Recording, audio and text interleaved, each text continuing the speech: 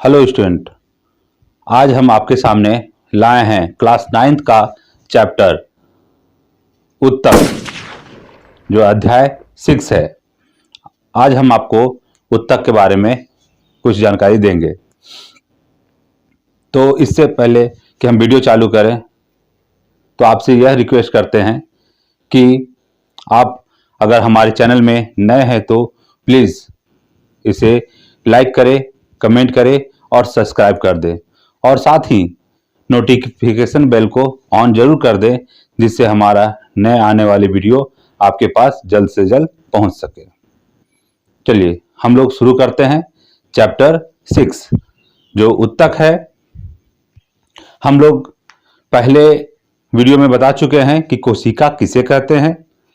कोशिका विभिन्न प्रकार के संघटकों के संयोग से कोशिका का निर्माण होता है। हम लोग जानते हैं कि जो कोशिका होती है यह विभिन्न प्रकार के घटकों से निर्मित होता है। कोशिका के जितने भी अंग हैं वह उनके अंगक कहलाते हैं, और यह सभी अंगक मिल करके एक कोशिका का निर्माण करता है। हमारे धरती पे जितने भी जीव जंतु है उनका निर्माण कोशिकाओं से ही हुआ है। प्रत्येक कोशिका के संगठन के आधार पर जीवों का निर्माण हुआ है। जैसे एक कोशिका से निर्मित जीव एक कोशिकीय जीव कहलाते हैं। बहुत सारी कोशिकाओं से निर्मित जीव बहुकोशिकीय जीव कहलाते हैं। अब हम लोग देखते हैं कि बहुकोशिकीय और एक कोशिकीय जीव के बाद जब निर्मित हुआ तो जीव कैसे उत्पत्ति लिए। जब एक कोशिकीय जीव का एक ही में संयोजन से जब नए जीव की उत्पत्ति हुआ तो एक कोशिकीय जीव, छोटे छोटे जीव जैसे अमीबा हो गया, पैरामीशियम हो गया, ये सब जीवों की उत्पत्ति होने लगी। फिर बहुकोशिकीय जब बहुत सारा कोशिका आपस में संगठित हुआ तो जटिलकाय जीव का निर्मित हुआ। जैसे मनुष्य हो गया, बड़े बड़े जीव जंतु हो गए, तो ये बहुकोशिकीय जीव जंतु हैं। बहुकोशिकीय जीव जंतुओं में कार्यों का विभाजन होता है, और एक कोशिकीय जीवों में एक ही कोशिका विभिन्न प्रकार के कार्यों को संपन्न करती है। जैसे हम लोग देखते हैं कि एक कोशिकीय जीव जैसे हो गया अमीबा, और यह अमीबा अपने विभिन्न प्रकार के कार्यों को, चाहे भोजन ग्रहण करना हो, चाहे वो उत्सर्जन करना हो, ये सभी क्रियाएं एक ही कोशिका के द्वारा वह संपन्न करती है। लेकिन बहुकोशिकीय जीव जैसे हो गया मनुष्य, ये मनुष्य है, ये विभिन्न प्रकार के कार्य को संपन्न करते हैं, और विभिन्न प्रकार के कार्यों को करने के लिए इनके विभिन्न प्रकार के अंगों का सृजन इनके शरीर में होता है। ये जैसे हो गया भोजन ग्रहण करने के लिए हाथ पांव, फिर मुंह हो गया, आंख हो गया, नाक हो गया, चलने के लिए पैर हो गया। तो विभिन्न प्रकार के अंग इनके शरीर में विभिन्न प्रकार के अलग अलग कार्य करते हैं। तो जो विभिन्न प्रकार के जो कोशिकाएं हैं आपस में संगठित होकर के एक कार्य करती हैं।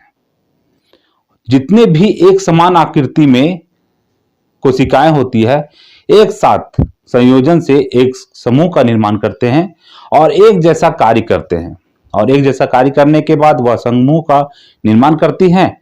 तो यह समूह क्या कहलाएगा? उत्तक कहलाएगा। हम लोग उत्तक को परिभाषित करते हैं, कोशिकाओं का वह समूह जो एक समान आकृति वाले हो तथा किसी काम को एक साथ संपन्न करता हो, वह समूह को हम लोग उत्तक कहते हैं। जनरली हम लोग बच्चों क्लास में पढ़े थे, छोटे बच्चों क्लास में, कि उत्तक कोशिकाओं के समूह को कहते हैं। लेकिन यह जान लीजिए कि कोशिका के समूह वह समूह जिसकी आकृति एक समान हो और वह एक जैसा कार्य करती हो। एक समान हो और एक जैसा कार्य करते हैं तो वह उत्तक कहलाते हैं। अब हम लोग देखते हैं कि सेकेंड पॉइंट में हम लोग देखते हैं 6.1 में हम लोग देखते हैं कि क्या यह सभी उत्तक, क्या पौधे और जंतु एक ही तरह के उत्तक के बने हुए हैं? पौधे और जंतु एक ही प्रकार के उत्तक बने हुए हैं? सिंपल सा, पौधे और जंतु ये जानते हैं कि उत्तक से ही निर्मित हुए हैं। पहले कोशिका से, कोशिका के विभिन्न विभाजन के बाद उत्तकों से निर्मित हुए, लेकिन इनका विभाजन हम लोग अलग अलग से विभेदीकरण करते हैं। पहले हम लोग देखते हैं भोजन ग्रहण करने के आधार पर पादप अपना भोजन स्वयं ग्रहण करते हैं, जिसके कारण से स्वयं निर्माण करते हैं, जिसके कारण वो किसी अन्य कारकों पर निर्भर नहीं होते, कोई जीव जंतुओं पर निर्भर नहीं होते हैं। वो अपना शरीर में खुद ही भोज प्रकाश संश्लेषण के माध्यम से भोजन का निर्माण कर लेते हैं। उन्हें एक स्थान से दूसरे स्थान पर नहीं जाना पड़ता है। जबकि मनुष्य अपना भोजन स्वयं निर्माण नहीं करता है। यह जीवन भर भोजन हो गया, साथी हो गया या आश्रय स्थल हो गया, ये जीवन यापन करने के लिए, अपने आप को सुरक्षित करने के लिए हमेशा एक स्थान से दूसरे स्थान तक गतिमान होता है, हमेशा एक स्थान से दूसरे स्थान तक चलता रहता है, गति करते रहता है, जिससे यह पूर्ण रूप से पादप से भिन्न होता है। दूसरे हम लोग देखते हैं कि वृद्धि के आधार पर तो पौधों में वृद्धि अनिश्चित होता है और जंतुओं में वृद्धि निश्चित होता है। पौधों में वृद्धि अनिश्चित का मतलब है ये पौधे कहीं कहीं वृद्धि करते हैं, कहीं कहीं नहीं करते हैं। जैसे देखिएगा पौधों का पत्तों का वृद्धि और पौधों का अग्रभाग का वृद्धि, पौधों का तनों का वृद्धि सब असमान रूप से होता है। पत्तों का वृद्धि बहुत तेजी से होता है तो कहीं तना का वृद्धि बहुत धीरे धीरे होता है, तो उनका जड़ों का वृद्धि अलग तरीका से होता है। तो हम लोग देखते हैं कि पौधों में असमान वृद्धि होता है, लेकिन जंतुओं में समान वृद्धि होता है। जैसे उनका हाथ बढ़ेगा, दोनों तरफ हाथ बढ़ता है, आंख का समान रूप से वृद्धि होता है, पैर का समान रूप से वृद्धि होता है, मतलब पूरा शरीर में जंतुओं के पूर्ण रूप से पूर्ण शरीर में एक समान वृद्धि होता है, जबकि पादप में एक समान वृद्धि नहीं होता है। इसके बाद फिर हम लोग देखेंगे कि पादप कोशिका जो होती हैं मृत होने के बाद भी पौधों को दृढ़ता प्रदान करते हैं, साथ में उन्हें मजबूती प्रदान करता है और पौधों को यह सुरक्षा प्रदान करने का भी कार्य करती हैं मृत कोशिकाएं। जबकि जंतु की मृत कोशिकाएं कोई कार्य नहीं करते हैं, ये अपशिष्ट होते हैं। जंतुओं में विभिन्न प्रकार के जो मृत उत्तक होती हैं, यह उत्तक जंतुओं में इन्हें किसी तरह से सुरक्षात्मक इकाई प्रदान नहीं करते हैं, जबकि पादप उत्तक इन्हें दृढ़ता प्रदान करता है, मजबूती प्रदान करता है और बाह्य परिवेश से सुरक्षित करने का भी कार्य करता है। जंतु उत्तक को और भी हम लोग संरचनाओं के आधार पर बांटते हैं, हम लोग उनकी संख्या के आधार पर बांटते हैं। फिर हम लोग जंतु उत्तक को हम लोग और उनके संरचना के आधार पर बांटते हैं।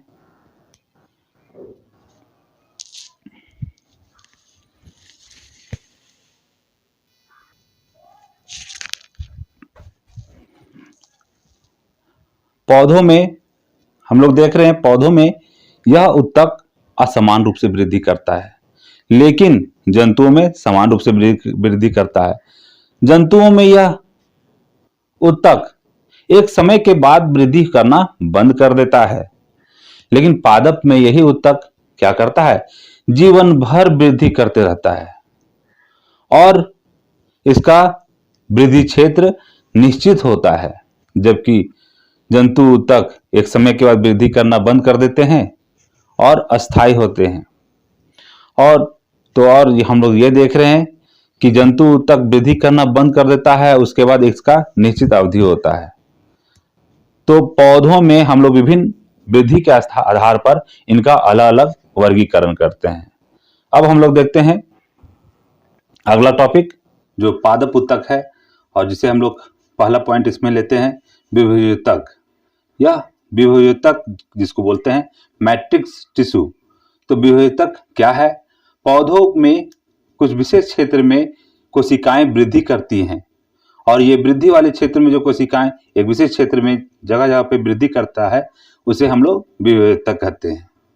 सिंपल से देखते हैं कि पौधों के हर क्षेत्र में एक समान वृद्धि नहीं होता है, लेकिन पौधों के विभिन्न क्षेत्रों में कोशिकाएं वृद्धि होती रहती हैं, और यह एकाएक जो वृद्धि होती है कोशिकाओं में, वह कोशिकाओं को हम लोग कहते हैं विभुत्तक।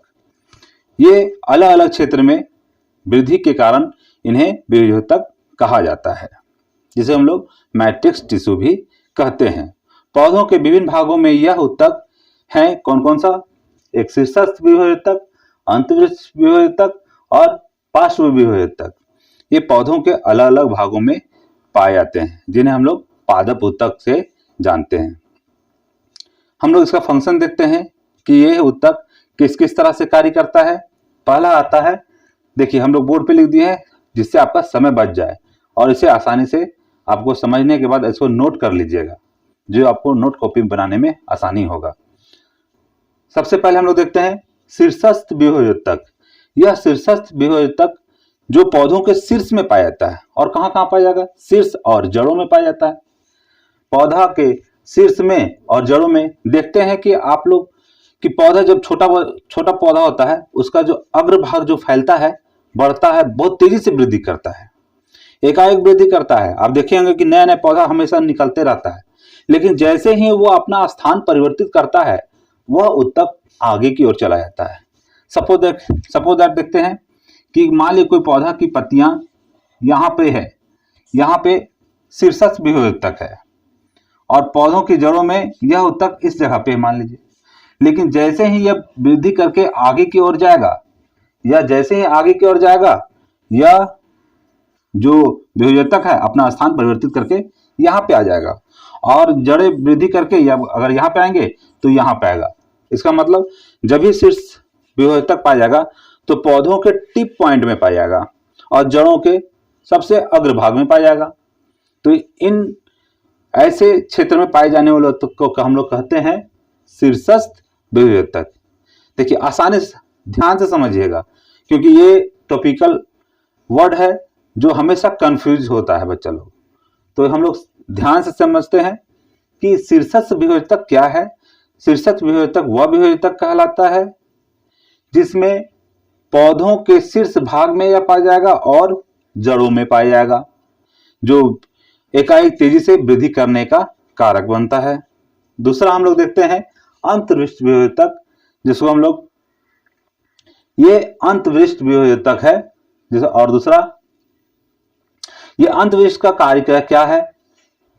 ये अंतवृष्ट विभेदक टहनियों को पत्तों में क्या करता है? ये जो यहां से टहनी निकलता है ना, ये विभेदक करता क्या है? देखिए अंतवृष्ट विभेदक करता पत्तियों के आधार में या टहनियों के दोनों ओर उपस्थित होते हैं। इसको कहते हैं अंतवृष्ट विभेदक। पौधों के जो टहनी होता है, और ये टहनी जो निकलता है, यहां से पत्ते निकलते हैं, तो ये देखिएगा ये पर्णवृंत कहलाता है। पत्तों का जो ये भाग होता है ये पर्णवृंत कहलाता है, जो पौधों से जुड़ा होता है। इस स्थान पे अंतवृष्ट विभेदक पाया जाता है। यह पौधों को पत्तियों से टूटने से बचाता है, मतलब कि पौधों को लचीलापन बनाता है, और साथ में यह टहनी को भी पूर्ण रूप से लचीलापन बनाए रखता है। यह ऊतक के क्या होते हैं? रसधानियां नहीं पाई जाती इन ऊतक में, रसधानियों की कमी होती है, हल्का सा पाया जाता है। अब हम लोग देख रहे हैं कि अंतवृष्ट विभेदक के बाद हम लोग आता है कैम्बियम ऊतक, जिसको हम लोग कहते हैं पार्श्व विभेदक भी कहते हैं। यह पार्श्व विभेदक कहां कहां पाया जाएगा? यह पार्श्व विभेदक पाया जाएगा तने की परिधि एवं मूल में। देखते हैं कि पौधा वृद्धि करता जाता है और इसका तना में भी वृद्धि होता है। यह है तना, यह भाग जो तना है, और तना वाला भाग में क्या होता है? पौधा वृद्धि करते जाता है, पौधों की मोटाई धीरे धीरे करके क्या होता है? फैलता जाता है। और यहाँ पे ये क्या करता है? पौधों की परिधि में वृद्धि करता है, और साथ में जो जड़ होता है, देखिए जड़ जो पतला जड़ होता है, रेशेदार जड़ होता है, फिर ये क्या होता है? धीरे धीरे जड़ों की परिधि में भी क्या करता है? मोटाई, जड़ पौधा फैलता जाता है, जड़ का थिकनेस, मोटाई और फैलता जाता है। छोटा पौधा का जड़ कबाड़िएगा, पतला पतला जड़ निकलता है, लेकिन जब बड़ा पौधा हो जाता है उसका जड़ कबाड़ने पे क्या होता है, मोटी मोटी जड़ निकलती है ना। तो हम लोग देख रहे हैं कि कैम्बियम उत्तक जो है पाया जाएगा पौधों के तनों में, और यह मूल में पाया जाएगा। पौधों का तना जो है उसकी वृद्धि करने में, परिधि की वृद्धि करने में मदद करता है, और पौधों के जड़ों में मूल वृद्धि, जड़ों की यह जो मोटाई वृद्धि में काम करता है। तो फटाफट हम लोग एक सेकंड में देख लेते हैं कि यह पौधों में विभेदक क्या है। पौधों के विभिन्न क्षेत्र में असमान रूप से वृद्धि करने वाली कोशिकाओं को हम लोग कहते हैं विभेदक। यह विभेदक एक किसी क्षेत्र में, पौधों का किसी किसी क्षेत्र में असमान रूप से वृद्धि करते जाता है और एक समूह बना करके एक क्षेत्र का निर्माण करता है, उसी को विभेदक कहते हैं। यह विभेदक कितने प्रकार के होते हैं, देखिए। पहला होता है शीर्ष विभेदक होता है, अंतविशिष्ट विभेदक होता है, और तीसरा पार्श्व विभेदक होता है। ऐसे हम लोग भी कर सकते हैं, आगे पीछे हो गया। शीर्षस्थ विभेदक कैम्बियम उत्तक, फिर है अंतविशिष्ट विभेदक। शीर्षस्थ विभेदक पाया जाएगा पौधों का शीर्ष में, जिसको हम लोग परोरक कहते हैं, और जड़ों में पाया जाएगा। पौधों का अग्रभाग बढ़ता है तो उसका जड़ भी बढ़ता है। तो सिंपल सा है कि शीर्षस्थ विभेदक पाया जाएगा जड़ों में और शीर्ष में। दूसरा है कि यह कैम्बियम उत्तक कहां पाया जाएगा। कैम्बियम उत्तक पाया जाएगा, यह फर्स्ट में आ गया, ये सेकेंड में आ गया, और ये थर्ड में आ गया। तो कैम्बियम उत्तक पाया जाएगा पौधों के तनों में पाया जाएगा, और यह पौधों के तनों की परिधि में विकसित करता है और मूल में वृद्धि करने का कार्य करता है। यह है कैम्बियम उत्तक, जिसको हम लोग पार्श्व विभेदक के नाम से भी जानते हैं। तीसरा इंपॉर्टेंट हमको ध्यान दीजिएगा, तीसरा है अंतविशिष्ट विभेदक। यह अंतविशिष्ट विभेदक पाया जाएगा पत्तियों में और टहनियों में, जो पत्तियों को पर्णवृंत से जोड़ता है। पत्ती को हम लोग देखते हैं फिगर, सिंपल सा पत्ती का फिगर ऐसे होता है, ठीक है, और ऐसे जाकर के ये फैलता है, देखिए ध्यान से। तो यह जो भाग है टहने से जुड़ा रहता है, ये भाग को हम लोग पर्णवृंत बोलते हैं, ठीक है, पर्णवृंत बोलते हैं। तो यह टहनी को भी क्या करता है, यह उत्तक टहनी को मुलायम बना रखता है, हिलने डुलने से, टूटने से बचाता है, और पत्तों को झड़ने से रोकता है। तो यह हम लोग तीनों उत्तक के बारे में जान जाते हैं। अब अगले बार हम लोग देखते हैं अस्थाई उत्तक।